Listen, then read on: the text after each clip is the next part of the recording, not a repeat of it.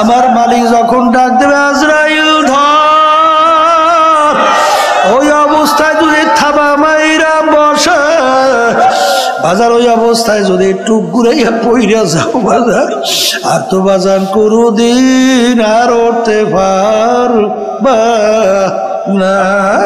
কেউ যদি মৃত্যুর হাত থেকে, আজরাইলের হাত থেকে কেউ যদি পাথরের পাহাড় কাইটাও লুকাও, সময় মতো আজরাইল কিন্তু হাজির।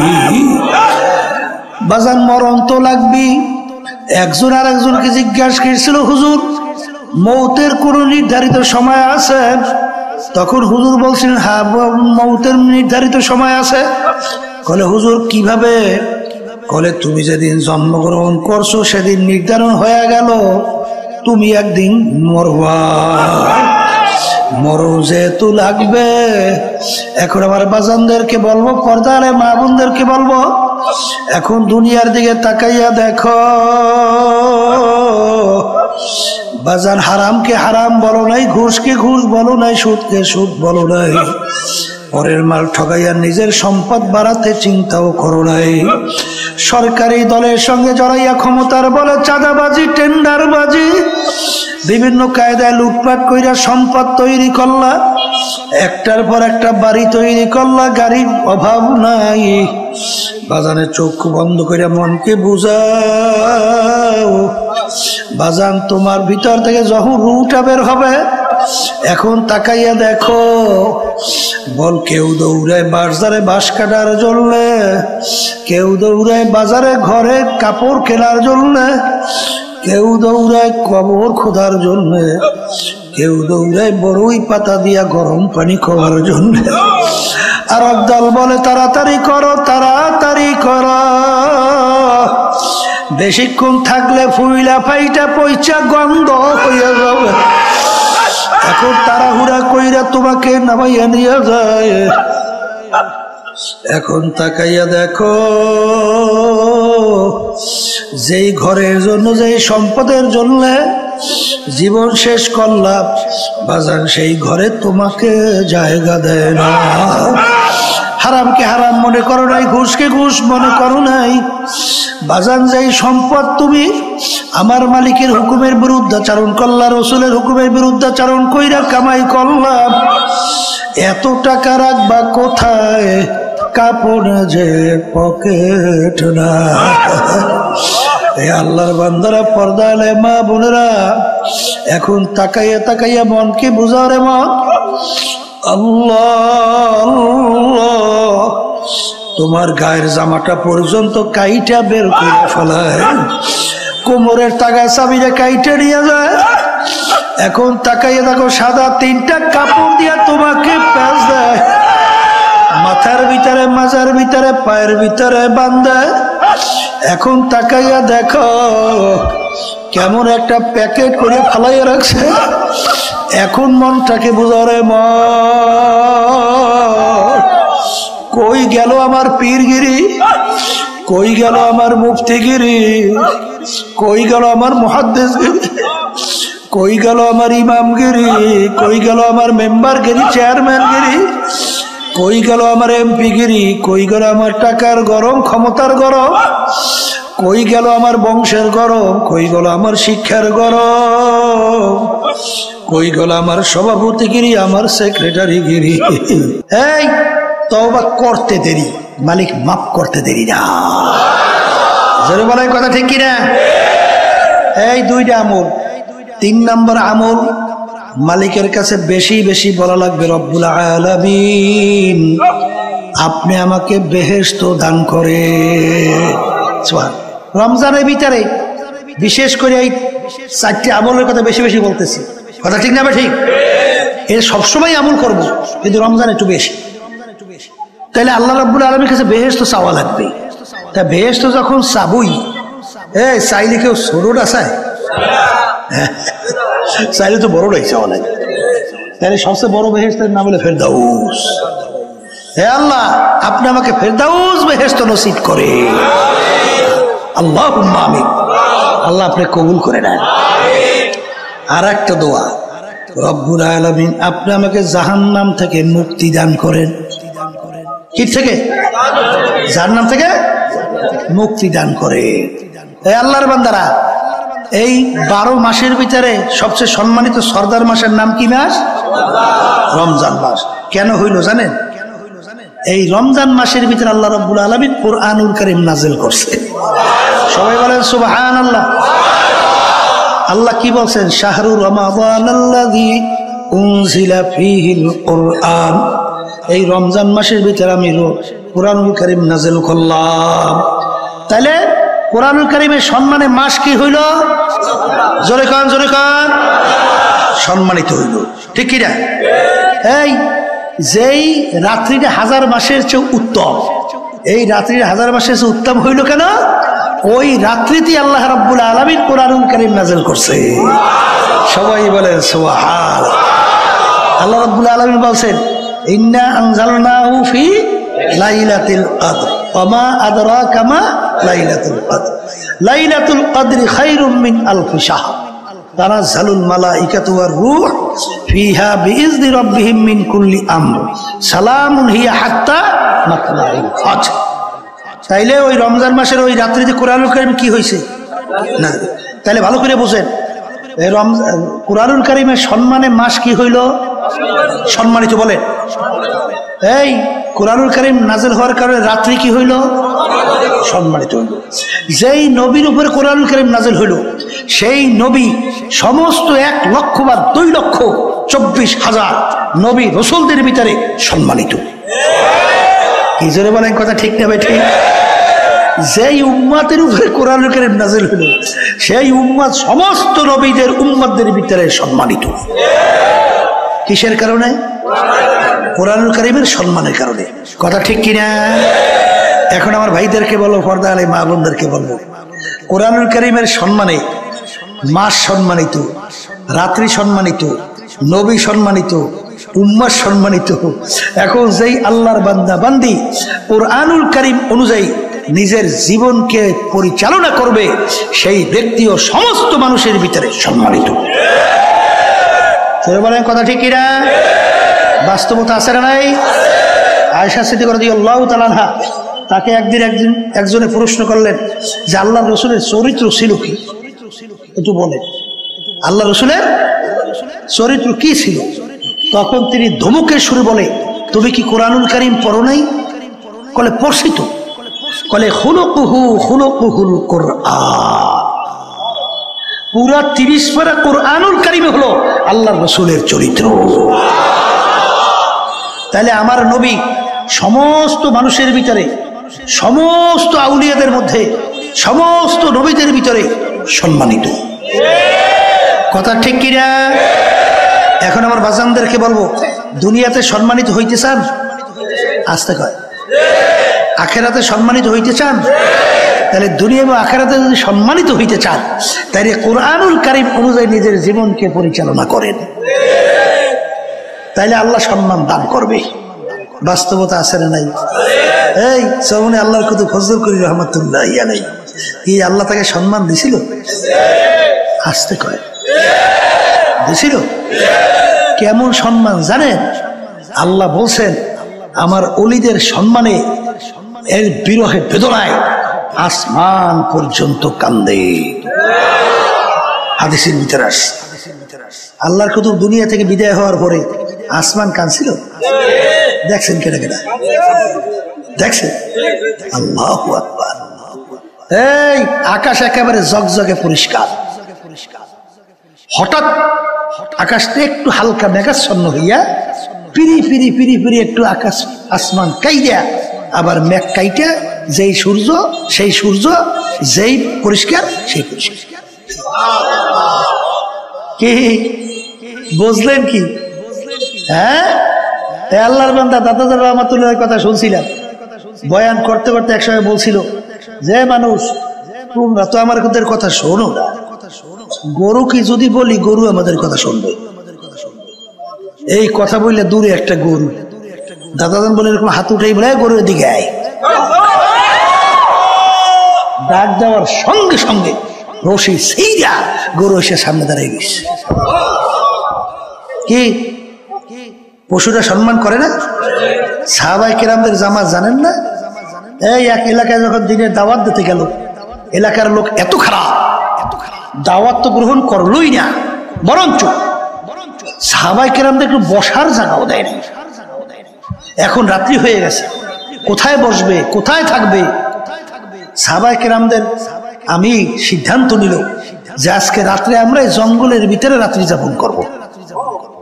এর মধ্যে জঙ্গলের ভিতরে তো বাঘ, সিংহ, হিংস্র প্রাণীর কোনো অভাব নাই। যখন সাহাবায়ে কেরামদের জামাত যখন দলে বলে জঙ্গলের ভিতরে ঢোকে, তখন কাফেররা হাসাহাসি করে। শুনছি মুসলমানের দলে বলে পাগল। এখন বাস্তবেই তো দেখি পাগল। ওরা জঙ্গলের ভিতরে ঢুকতেছে, জঙ্গলের ভিতরে হিংস্র প্রাণীর কোনো অভাব নাই, এই সব তো খাইয়া শেষ করে ফেলবে, আগামী দিনে একজনকেও তো পাওয়া যাবে না। সাহাবায়ে কেরামদের জামাত ঢুকছে, জঙ্গলে ঢুইকা আমির জংলা পশু পাখিকে লক্ষ্য করিয়া বক্তব্য দেয়। কি দেয়? হে জঙ্গলের পশু পাখিরা, আমরা একদল আল্লাহর রসুলের সাহাবারা আসছি, আজকে আমরা রাত্রে এখানে জঙ্গলে যাপন করতে চাই, আজকে রাত্রে আমরা এখানে থাকতে চাই, তোমরা এখান থেকে সইরা যাও। এ কবরের যাত্রীরা, আল্লাহর বান্দারা, পর্দার আলে মা বোনেরা, আমির বক্তব্য দিতে কথার কথা দেরি, বাঘ তার বাচ্চাকে মুখের ভিতরে কামড় দিয়া দৌড়,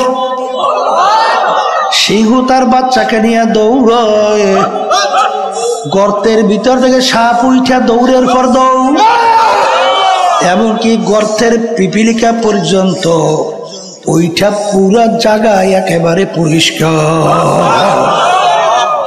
কি এই পশু পাখি সম্মান করে কি করে না? জোরে কান করে। এই জন্য আমার ভাইদেরকে বলবো, পর্দা আলে মা বোনদেরকে বলবো, যদি দুনিয়াতে আখিরাতে শান্তি চাও, সম্মান চাও, বাজান কোরআনুল কারীম অনুযায়ী নিজের জীবনকে গঠন করো। যদি গঠন করতে পারো, দেখবা দুনিয়াতেও সম্মানিত, আখিরাতেও আমার মালিক সম্মানিত করে উঠাইবে। জোরে বলে কথা ঠিক না বে ঠিক? এই আল্লাহর বান্দারা, পর্দা আলে মা বোনেরা, যেই ঘরটা কোরআনুল কারীম অনুযায়ী ঘর পরিচালিত হবে, ওই ঘরটাও কিন্তু সমাজের ভিতরে সব ঘরের ভিতরে সম্মানিত ঘর হিসেবে পরিচয় লাভ করবে। যেই সমাজটা কোরআনুল কারীম অনুযায়ী চলবে, ওই সমাজটাও সমস্ত সমাজের ভিতরে সম্মানিত এবং এই সমাজ হিসেবে পরিচয় লাভ করবে। যদি বলেন কথা ঠিক কিনা?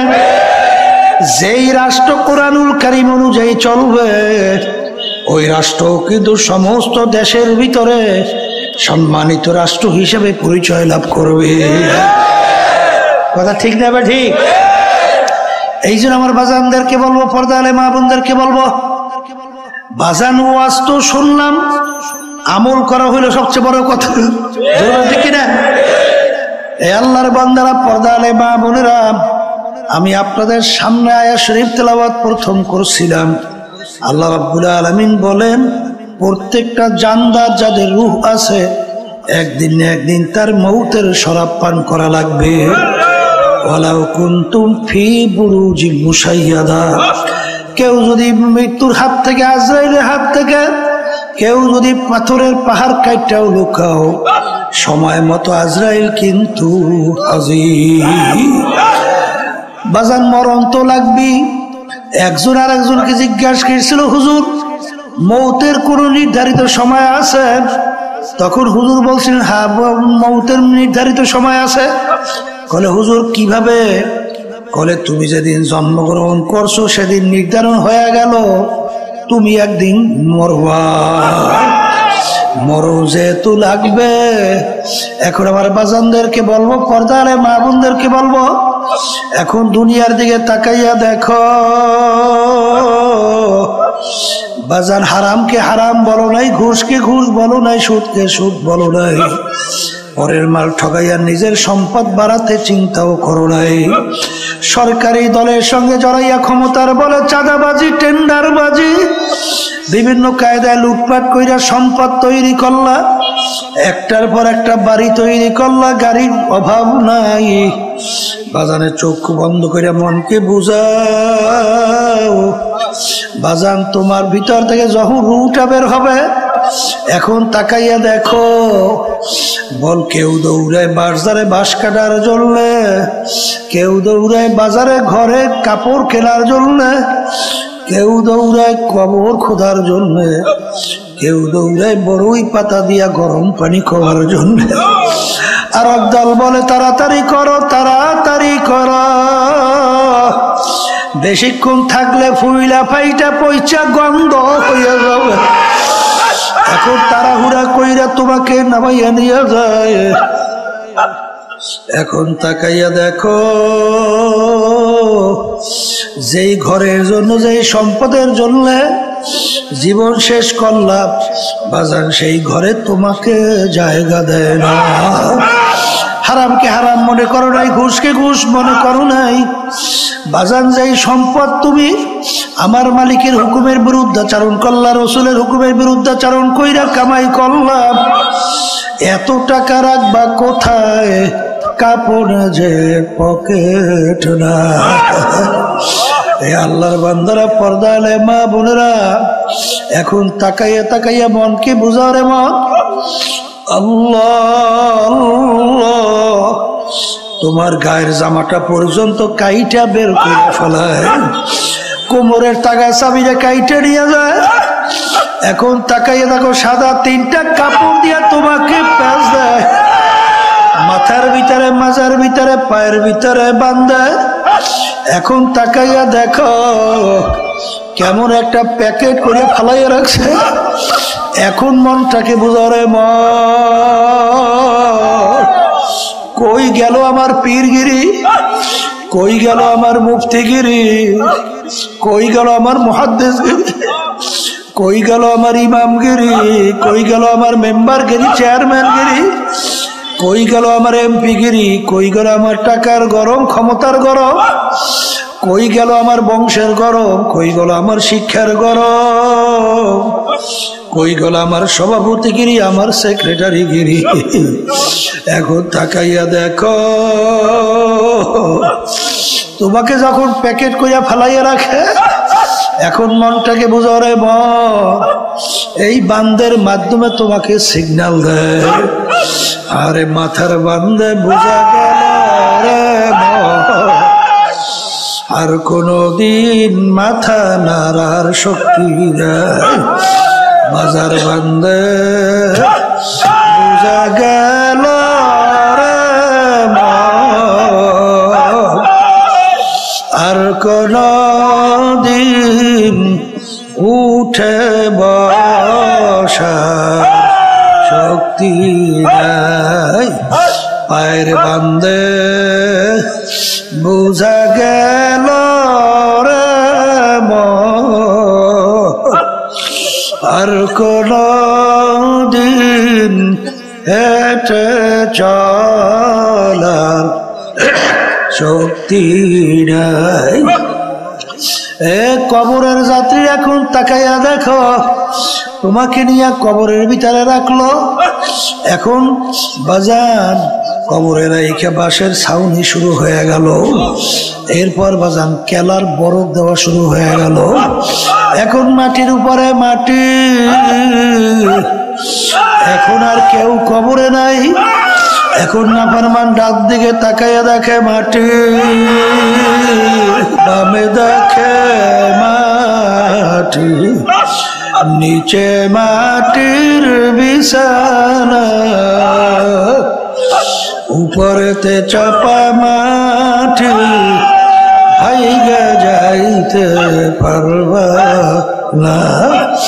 এখন নাফরমান দিক বিদিক হারাইয়া এখন আমার মালিককে ডাকে করুণ সুরে, আল্লাহ আল্লাহ। আমার মালিক ডাক দিয়ে হলে মুখ খারাপ, দুনিয়ার ভিতরে তোদেরকে পাঠাইছিলাম আমার ইবাদতের জন্য। ফজরের সময় মুয়াজ্জিন আমার পক্ষ থেকে তোকে যখন দাওয়াত জানাইলো, আসসালাতু খায়রুম মিনাল নাওম, ঘুম হইতে নামাজ ভালো। আমি তোর বিচার চাইয়া চাইয়া দেখি, তুই ল্যাপ কম্বল মুড়া দিয়া নাক চাইনে ঘুমাও। তুই আমার হুকুম পালন করার জন্য তুই মসজিদে নামাজে যাও না। তোকে আমি ফজরে নামাজে পাই নাই, তোকে আমি জহুরে ডাকলাম পাই নাই, আসরে ডাকলাম পাই নাই, মাগরিবে ডাকলাম তোকে আমি পাই নাই, এশায় ডাকলাম পাই নাই। রমজানের রোজা রাখার জন্য বলছি রাখো নাই, পর্দা করার জন্য বলছি পর্দা করো নাই। ধনী হইলে হজ জাকাত আদায় করার জন্য বলছি, হজ জাকাত তুই আদায় করো নাই। সুন্নাত তরিকার উপরে চলতে বলছি চলো নাই, হারাম থেকে বাঁচার জন্য বলছি বাঁচো নাই।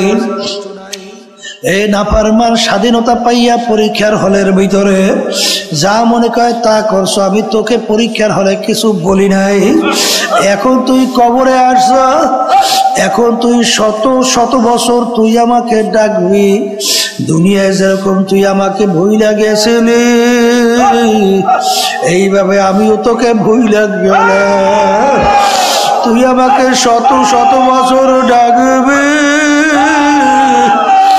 একবারও আর তোর ডাকে আমি সাড়া দিব না। আমার মালিক ডাক দিয়ে বলো, কবরের মাটি নাফরমান আমার সমস্ত নেয়ামত ভোগ করে আমার হুকুম মানে নাই। আমার দেওয়া নেয়ামত চক্ষু দিয়া দেখছে, কত অন্ধ মানুষ তোমার আমার সামনে হাত পাতে, হাত পাইতে কান্দর সুরাতে বলে, হুজুর আমাকে একটা পয়সা দেন, চাউল কিনবো, ভাত পাক কইরা খাবো। বাজার যার চক্ষু নাই তার দুনিয়াটাই বৃথা। তোমাকে আমাকে আমার মালিক নেয়ামত চক্ষু দান করলো, আমার মালিকের নেয়ামত চক্ষু দিয়া তুমি আর আমি দেখলাম। কত বোবা মানুষ কথা বলতে পারে না। বাজান আল্লাহু আকবার, আল্লাহু আকবার। কত বোবা মানুষ তোমার আমার সামনে আউ আউ করিয়া চিল্লায়। বাজান কালকেও এক বোবা স্টেজের ভিতরে বাম পাশে বসা আউ আউ করিয়া চিল্লায়। বাজান আমার মালিক তোমাকে আমাকে কথা বলার শক্তি দান করলো, তুমি আর আমি কথা বলি। আর ওর বুকের ভিতরে কত ব্যথা, ওর মনের ভাব প্রকাশ করতে পারে না। তোমাকে আমাকে আমার মালিক নেয়ামত কথা বলার শক্তি দান করলেন। বাজান কত মানুষ, কত বড় লোক অনেক সময় আমাদের কাছে সন্তানদেরকে নিয়ে আসে। বাজান ছেলের চেহারা দেখতে ফুটফুটে, হাওয়া দিকে বাপের চোখ দিয়া বাইয়া বাইয়া টপ টপ কইরা পানি পড়ে, আর কান্দে আর বলে, হুজুর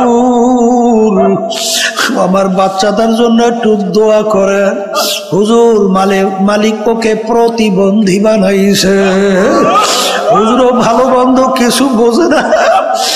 আমার মাওলা তোমাকে আমাকে এত সুন্দর ব্রেন দান করলো, এই ব্রেন দিয়ে তুমি আমি পড়াশোনা করলাম, আজকে বড় বড় সাহেব হইলাম। এই ব্রেন দিয়ে আজকে ব্যবসা বাণিজ্য করে অনেক সম্পদের মালিক হইলাম। এই ব্রেন নেয়ামত কে দান করলো? আরে আমার মালিক তোমাকে আমাকে ইচ্ছা করলে তোমাকে আমাকে তো প্রতিবন্ধী বানাইতে পারতো। বাজান তখন এই বাচ্চার দিকে তাকাইলে চোখে পানি রাখা যায় না। আমার মালিক তুমি তো ইচ্ছা করলে আমাকে প্রতিবন্ধী বানাইতে পারতা, এই নেয়ামত দান করলো আমার মালিক তোমাকে আমাকে। কবরের যাত্রীরা আমার মাওলার কত বড় মায়া, কত বড় দয়া। কবি এক কথায় বোঝাতে চাইয়া বলছিলেন, আদমিয়া দাদাইবা সব মুসলমান করদাই, আয় খোদা করবা সওয়াব ইহসাব আর ইহসা করদাই। বাজার আমার মালিকের তোমার আমার উপরে কত মায়া, কত দয়া। বাজান আমি তুমি মালিকের কাছে কেউ দরখাস্ত করি নাই, হে আমার মাওলা দয়া মায়া করে তুমি আমার রুহুকে মুসলমানের ঘরে দান করো, এরকম দরখাস্ত আমি মালিকের কাছে তুমি আর আমি কেউ করি নাই। আমার মালিক ইচ্ছা করলে তোমার আমার রুহুকে একটা হিন্দুর ঘরে ঢুকাইতে পারতো কি পারতো না, একটা খ্রিস্টানের ঘরের ভিতরে পারতো কি পারতো না, অন্য বিজাতিদের ঘরে দিতে পারতো কি পারতো না। তখন তুমি আর আমি একজন হিন্দুর বাচ্চা হইয়া দুনিয়া জন্ম হইয়া যাইতাম। আমার মালিক দয়া মায়া কইরা তোমার আমার রুহুকে মুসলমানের ঘরে দান করলো। আজকে তুমি আর আমি পরিচয় দিই, আমি আব্দুল করিম, আমি রেজাউল করিম। আরে আজকে মুসলমানের ঘরে জন্মগ্রহণ কইরা কিয়ামতের ময়দানে খোদা না খাস্তা যদি জাহান্নামের শিকাল হাতে পায় লাগে,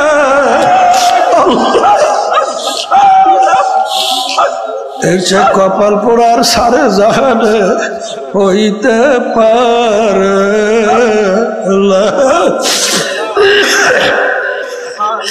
আমার মাওলা ডাক দিয়ে বলে নেমো খারাপ, দুনিয়ার ভিতরে স্বাধীনতা পাইয়া পরীক্ষার হলে যেরকম তুই আমাকে ভুইলা গেছিলি, এরকম ভাবে তুই শত শত বছর কবরে তুই আমাকে ডাকবি, একবারও তোর ডাকের সাড়া আর দিব না। আমার মালিক ডাক দেব কবরের মাটি, নাফরমান আমার সমস্ত নেয়ামত ভোগ করে আমার হুকুম মানে নাই, ও কবরের মাটি দুই পাশ থেকে এমন ভাবে চাপ মারো এক পাঁজরের হাড্ডি অন্য পাঁজরের মধ্যে মিশাইয়া দাও, আমার কাছে কোনো খাতির হবে না। এই যে আমার বাজানদেরকে বলবো, পর্দালে মা বোনদেরকে বলবো, আমার আব্বাজান রহমাতুল্লাহি আলাইহি বলতেন ফেরাই, বাজান যেই মামলার তদবির নাই ওই মামলারও কিন্তু খালাস নাই।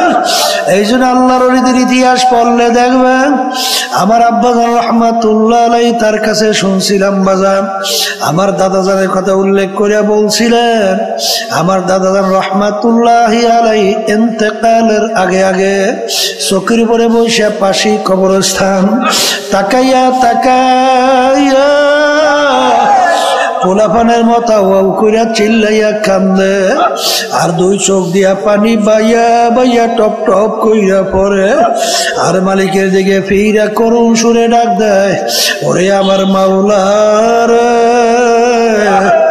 ওরে আমার মাহবুব রে, তুমি যদি আমাকে মাপ নাই করো আমি একা কেমনে থাকব ওই অন্ধকার কবরে। কবরের যাত্রীরা যেই কবর তোমার আমার জন্য অপেক্ষা করতেছে, ওই কবর তো বাতি নাই, ওই কবর তো সাথী নাই, ওই কবর তো বিছানাও নাই, বালিশও নাই। এই যে আমার বাজানদেরকে বলবো, পর্দালে মামুনদেরকে বলবো, বাজান কার কখন কোন সময় ডাক আসে তোমারও জানা নাই, আমারও কিন্তু জানা নাই। বাজান ওলামায়ে কেরাম তোমাদের পিছনে এত কেন চিল্লায়, অনেক সময় তোমাদের পা পর্যন্ত ধরে কেন?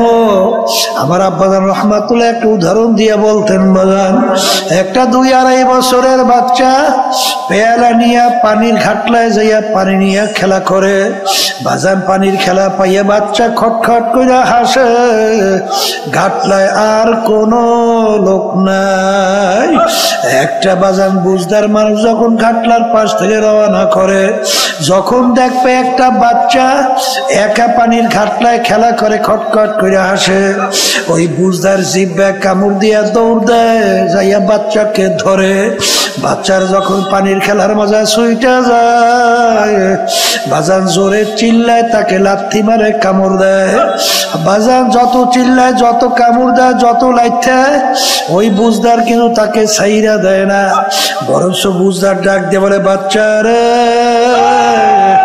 বাজান তুমি তো বোঝো না, পানির খেলার মজা পাইছো, পানির কাছ থেকে যাইতে চাও না, কিন্তু পানি নিয়ে খেলা করতে করতে খোদা না কাজটা যদি একটু ঘুরাইয়া পানির ভিতরে পইরা যাও, বাজান আর তো বুঝে কোনদিন আরো উঠবা না।